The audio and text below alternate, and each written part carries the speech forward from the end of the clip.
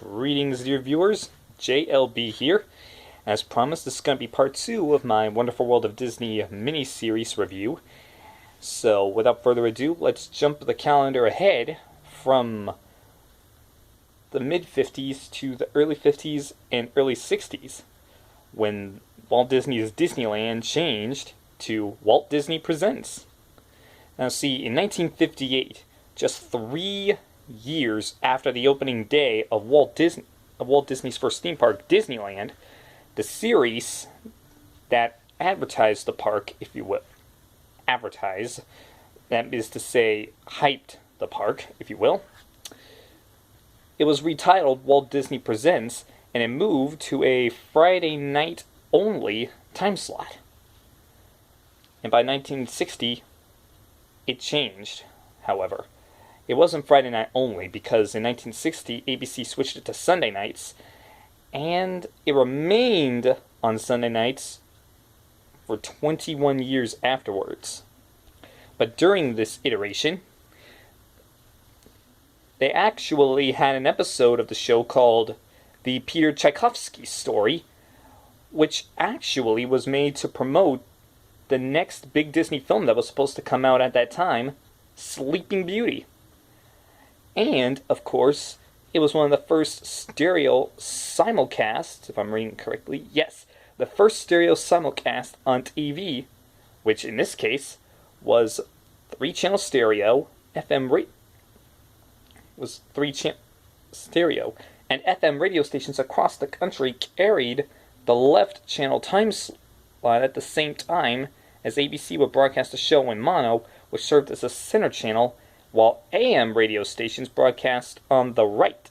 A radio techno-babble aside, in the second half of Walt Disney Presents, a lengthy clip of Sleeping Beauty, well, more in the second half of the Peter Tchaikovsky story, I should say, a lengthy clip of Sleeping Beauty was shown, and with its 6 channels, 70mm version, this was shot on 70mm film, I believe, it was mixed down into 3 for the broadcast.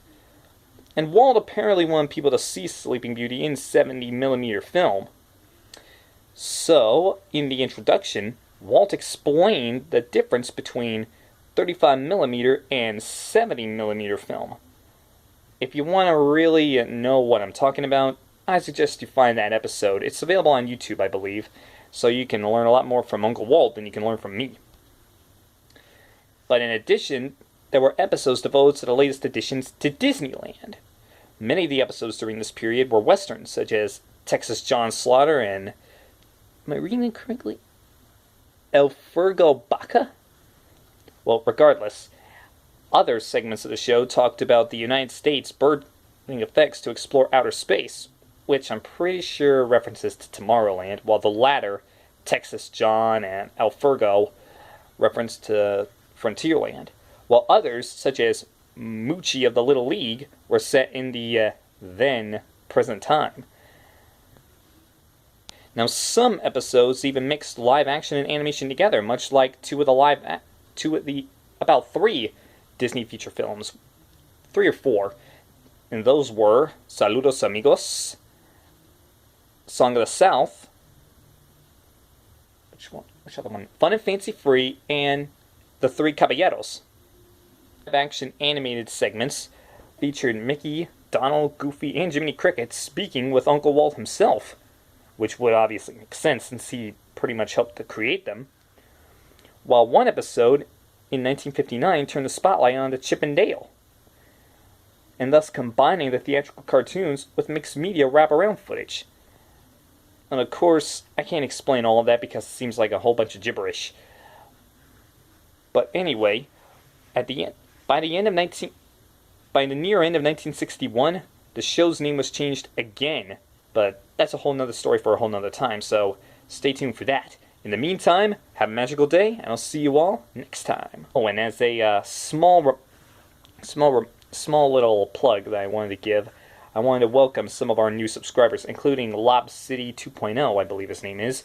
And I want to give a big shout out and thank you to all the people who made one of my videos on my channel reach beyond the 1,000 mark. So From the very bottom of my heart, thanks, and I'll say again, have a magical day.